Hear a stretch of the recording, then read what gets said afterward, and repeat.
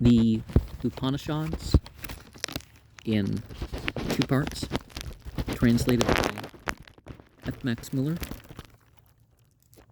Kaushitaki-Brahmana Upanishad. First Adhyaya. Kitra Gang Yayana, forsooth, wishing to perform sacrifice, chose Aruna Udalaka to be his chief priest. But Aruna sent his son, Svetiketu, and said, perform the sacrifice for him. When Svetiketu had arrived, Kitra asked him, son of Gautama, is there a hidden place in the world where you are able to place me? Or is it the other way? And are you going to place me in the world to which it, that other way, leads? He answered and said, I do not know this, but let me ask the master. Having approached his father, he asked, thus has Kitra asked me, how shall I answer? Aruna said, I also do not know this. Only after having learnt the proper portion of the Veda in Kitra's own dwelling shall we obtain what others give us, knowledge. Come, we will both go.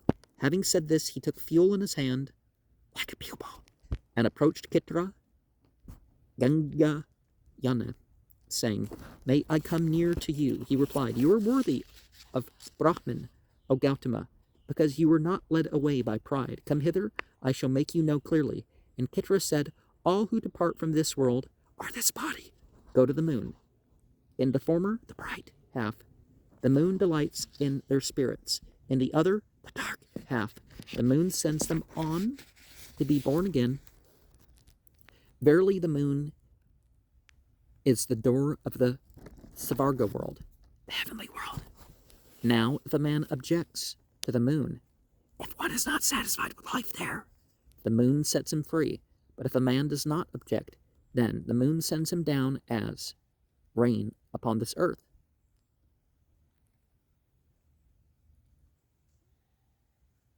And according to his deeds, and according to his knowledge, he is born again here as a worm, or as an insect, or as a fish, or as a bird, or as a lion, or as a boar, or as a serpent, or as a tiger, or as a man, or something else in different places. When he has thus returned to the earth, someone, a sage, asks, who art thou?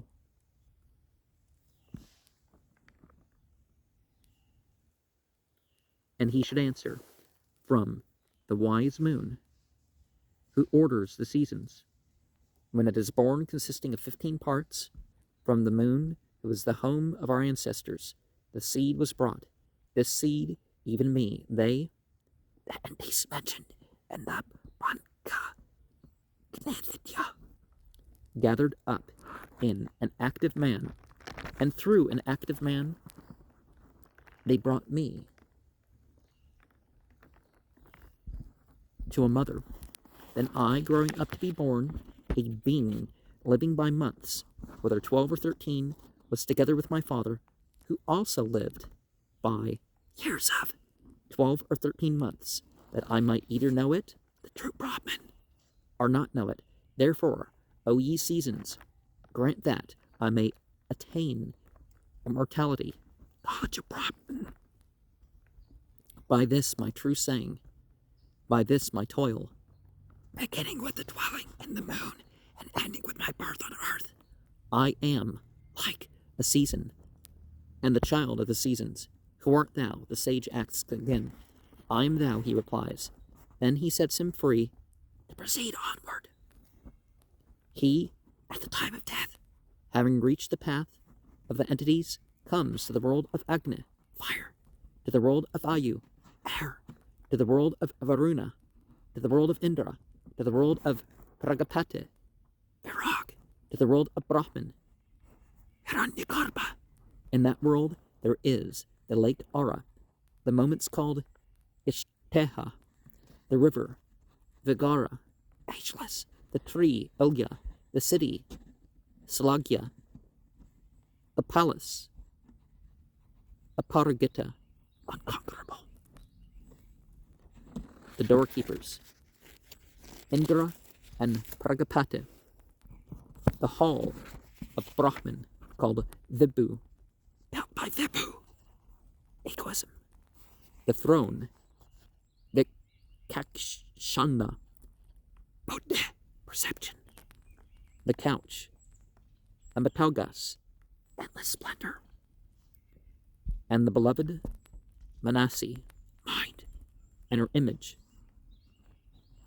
Kakshushi, eye, who, as if taking flowers, are weaving the worlds, and the Apsaras, the Ambas, Srute, sacred scriptures, and Ambayavis, Bodhi understanding, and the rivers, Ambayas, leading to the knowledge of Brahman. To this world, he who knows this, who knows the Paryanka Vidya, approaches.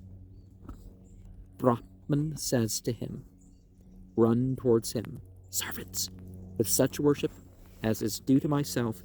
He has reached the river, Vigara, ageless. He will never age. Then 500 Apsaras go towards him, 100 with garlands in their hands, 100 with ointments in their hands, 100 with perfumes in their hands, 100 with garments in their hands, 100 with fruits in their hands. They adorn him with an adornment worthy of Brahman. And when they thus adorned with the adornment of Brahman, the knower of Brahman moves towards Brahman. It's in the neuter, genderless. He comes to the lake, Aura, and he crosses it by mind. When those who come to it without knowing the truth are drowned, he comes to the moments called Ishteha. They flee from him. He comes to the river, Vigara, and crosses it by the mind alone, and there shakes off his good and evil deeds. His beloved relatives obtain the good, his unbeloved relatives the evil he has done, and as a man driving in a chariot might look at the two wheels without being touched by them, thus he will look at day and night, thus at good and evil deeds, and at all pairs, and all correlative things, such as light and darkness, heat and cold, and so on. Being freed from good and freed from evil, he, the knower of Brahman, genderless, moves towards Brahman. He approaches the tree, Ilya, and the odor of Brahman reaches him. He approaches the city, Slagya, and the flavor of Brahman reaches him. He approaches the palace, Aparagita, and the splendor of Brahman reaches him. He approaches the doorkeepers, Indra and Pragapati, and they run away from him. He approaches the hall, Vibhu, and the glory of Brahman reaches him. He thinks I am Brahman. He approaches the throne of Vikakshana. The Saman verses, Brihad and Ratantara, are the eastern feet of that throne. The Saman verses, Syaita and Naudasa, its western feet. The Saman verses, Vairupa and Vairaga, its sides lengthways, south and north. The Saman verses, Sakvara and Raivata, its sides crossways, east and west. That throne is Prajna, knowledge, for by knowledge, self-knowledge, he sees clearly. He approaches the couch, Amataugas, that is Prana, speech. The past and future are its eastern feet, prosperity and earth its western feet. The Saman verses, Birhad and Rathantara, are the two sides lengthways of the couch, south and north. The Saman verses, Bhadra and Yagniya are its cross sides at the head and feet, east and west. The Rik and Saman are the long sheets, east and west. Yayagus, the cross sheets, south and north. The moonbeam, the cushion. The Udgitha, the white coverlet. Prosperity, the pillow.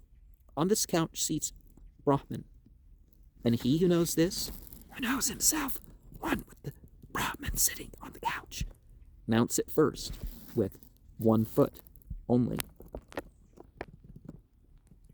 Then Brahman says to him, Who art thou? And he shall answer, I am like a season and the child of the seasons, sprung from the womb of the endless space, from the light, from the luminous Brahman, the light, the origin of the year, which is the past, which is the present, which is all living things, and all elements, is the self. Thou art the self. What thou art, that am I. Brahman says to him, Who am I? He shall answer, That which is the true. Satyam.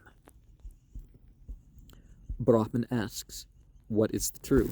He says to him, What is different from the light beings and from the senses? Prana, that is Sat, but the light beings and the senses are Tyam. Therefore, by that name, Satya, true, it's called all this, whatever there is, all this thou art.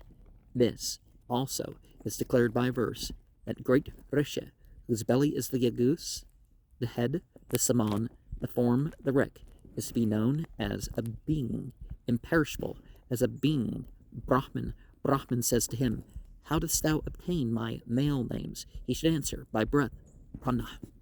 Brahman asks, How my female names? He should answer, By speech, Vak. Brahman asks, How my neuter names? He should answer, By mind, Manas. How smell? By the nose. How forms? By the eye. How sounds? By the ear. How flavors of food? By the tongue. How actions? By the hands. How pleasures and pain? By the body. How joy, delight, and offspring? By the organ. How journeyings? By the feet. How thoughts and what is to be known and desired? By knowledge. Prajna. Alone. Brahman says to him, Water indeed. This is my world, the whole Brahman world, and it is thine.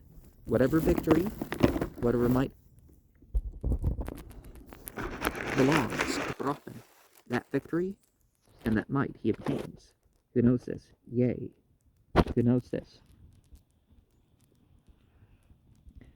And who knows the conditioned and mythological form of Brahman as described here, sitting on the couch.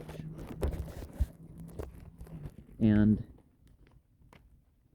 it sprang from water and other elements. Professor Weber proposes to translate Appa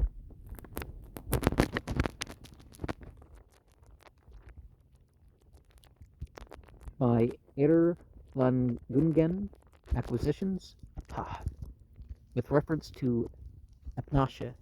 How dost thou acquire my names? And what proceeds? The sheets or coverings, in reference to the Rik and Saman, seem more applicable here than mere threads forming the woof and warp. The Aufrecht, Dish, Studien, 1 page 131. F. Max Muller reads Udgitha Upasreh Srir Upavarhanan. The Atharva text has Udgitho Pasreya, the prosperity, the pillow part, and passage about the self, verse 6, that this Adhyaya is corrupt, and the various readings and various interpretations of the commentators do not help much.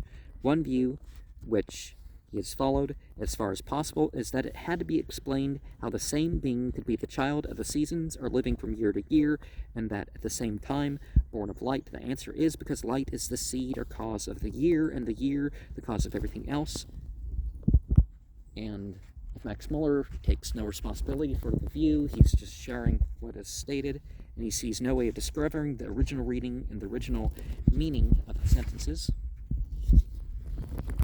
The Eastern Feet references the Atharva Veda 15. Aufrecht In Indich Studien 1, page 122, it's a quote for that. The hall of Brahman called Vibhu, Vibhuna Makam Pramitam Sabha Sathalam. Some manuscripts read Hasta, and the commentator explains Fana by Abharana, the 100 with fruit in their hands. The numbers can be very important to look at here.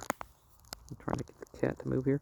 Though Brahman is used as a neuter, it refers to the conditioned Brahman.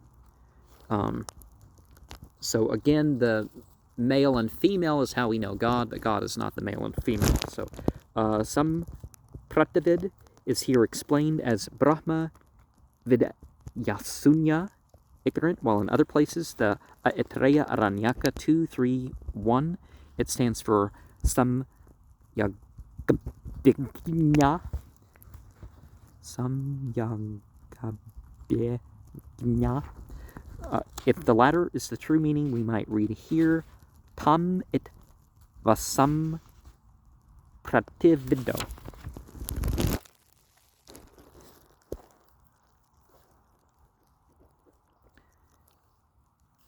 Therefore, O ye seasons, the commentator takes Ritava as an accusative, I take it as a vocative, and as used in a sense analogous to the Zendratu, an epithet of Ahura, Dharmester or Mazd, page 12, note 3.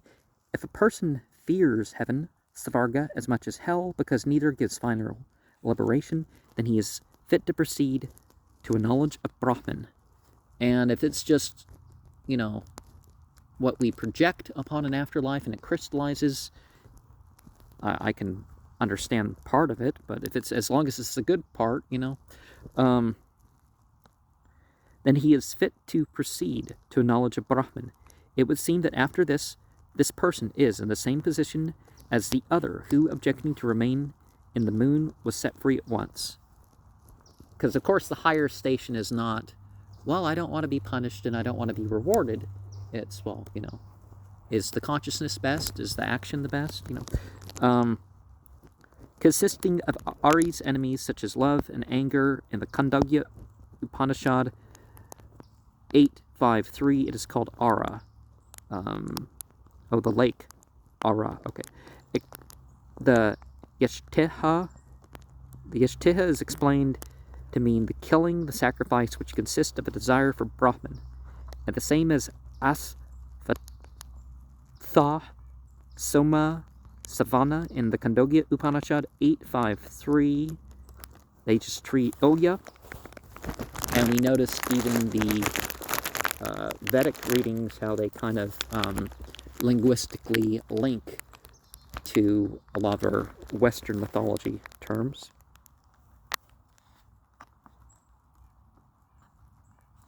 The same as Asvatha Samasthapana and Khandogya Upanishad 8.5.3. Okay, the Ilya. Born again, and he should like to read Apara Paksha Praganayata instead of Apara Pakshana or Apara Pakshana. The negative is out of the question, for Praganayata, he sends into a new life, is exactly what the moon does to those who do not proceed onto the Devapatha, to the Brahmaloka. Therefore, if the reading Apara Pakshana must be retained, it should be rendered by the moon, with the dark half sends them into a new life.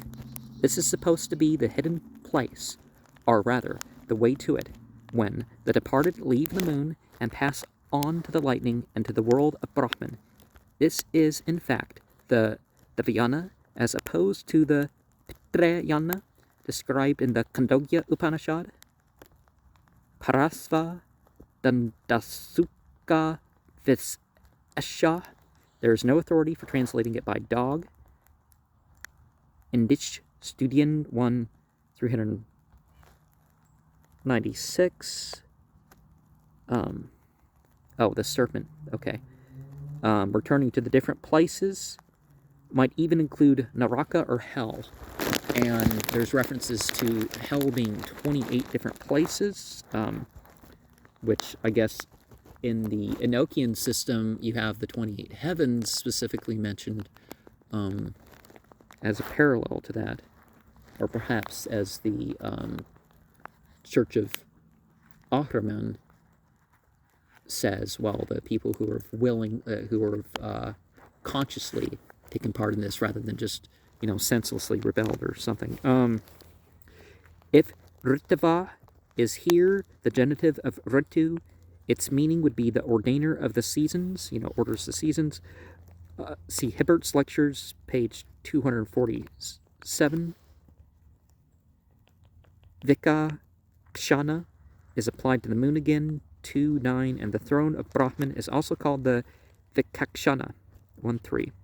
The Khandoga Upanishad 5:4-8, Panka Gene Vidya. So some of these Upanishads and other stuff is broken into parts. And was the part put into a bigger text? Or the bigger text worked around it? Or the parts existed separately and were compiled into something? Okay. Worthy to know Brahman as a commentator who reads Brahmarga thinks to be honored like Brahman. You were worthy of Brahman. Both roads lead to the moon and diverge afterwards. And let me... Kitra Gangyayana. It's difficult to determine whether Kitra's name was Gangyayana or Gargyayana. Professor Weber adopted first Gargyayana in Dietsch Studien 1, page 395. Afterwards, Gangyayana, same source, 2, 395. Professor Cowell adopts Gangyayana, but he tells us that the Telugu manuscript reads Gargyayana throughout, and the other manuscript, B.C., do so occasionally. The commentator explains Gangyayana as the descendant, Yuva Patyam of Gangya. Okay. I confess a preference for the descendant, Yuva Patyam of Gangya. I confess a preference for Gargyayana because both Ganga and Gangya are names of rare occurrence in Vedic literature, but I admit that for that very reason, the transition of Gangyayana into Gargyayana is perhaps more intelligible than that of Gargyayana into Gangyayana. The Khandoga Upanishad 5:2, the Brihata Aranyaka 6:1, in reference to the Udalaka, to explain, that it's Aruna. Because obviously there's different names, because people say, oh, that's the same person. No, it's not the same person in these other books. The Khandoga Upanishad 5:3-6-1, the Brihata Savetketu's arrival, Brihata Aranyaka 6:4, son of Gautama, and the place in the world to which it leads. The question put by Kitra to Savetketu is very obscure and probably from the first intended to be obscure from its wording. What Kitra wished to ask we can gather from other passages in the Upanishads where we see another royal sage. Pravahana ga e vale, Khandoga Upanishad 5:3, Brihata Aranyaka 6:2, enlightening Savetketu on the future life. That future life is reached by two roads. One, the Devapatha leading to the world of Brahman, the conditioned, beyond which there lies one other stage only, represented by knowledge of and identity with the unconditioned Brahman, the other leading to the world of the fathers, and from thence, after the reward of good works has been consumed, back to a new round of mundane existence. There is a third road for creatures which live and die, worms, insects, and creeping things, but they are of little consequence. Now it is quite clear that the knowledge which King Kitra possesses, and which Svetaketu does not possess, is that of the two roads after death, sometimes called the right and the left, or the southern and northern roads. These roads are fully described in the Khandogya Upanishad and in the Birhad Aranyaka with certain variations, yet on the whole with the same purpose. The northern or left road, called also the path of the Devas, passes on from light and day to the bright half of the moon. The southern or right road, called also the path of the fathers, passes on from smoke and night to the dark half of the moon. Both roads therefore meet in the moon, but diverge afterwards, while the northern road passes by the 6 months, when the sun moves towards the north, through the sun, moon, and the lightning to the world of Brahman. The southern passes by the 6 months, when the sun moves towards the south, to the world of the fathers, the ether, and the moon. These sorts of things play in very strongly in some of the New Age cosmologies.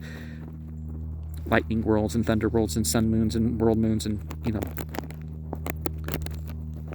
The great difference, however, between the two roads is that while those who travel on the former do not return again to a new life on earth, but reach in the end a true knowledge of the unconditioned Brahman, those who pass on to the world of the fathers and to the moon return to the earth to be born again and again. The question, therefore, which Kitra addresses to Svetaketu can refer to these two roads only, and through the text is very corrupt, and was evidently even at the time when the commentary was written. We must try to restore it in accordance with the teachings imparted by Kitra and what follows. I propose to read Gatamasya putra aste samvritam loke yasmin ma dasyasya anyatamo vadvatasya, or yasya maloke dasyase.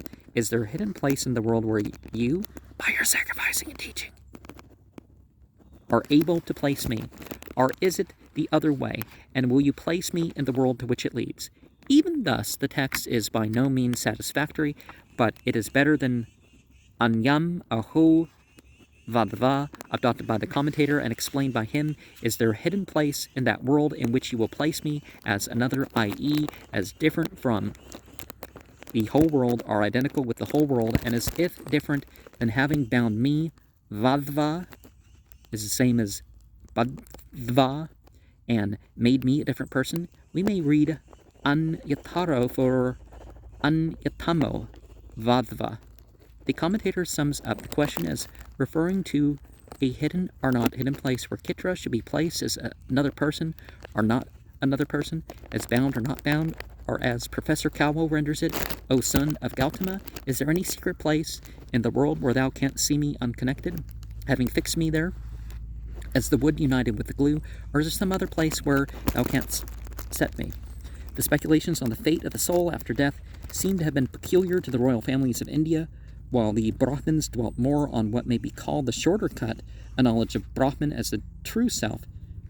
To know with them was to be, and after the dissolution of the body, they looked forward to immediate emancipation without any further wanderings.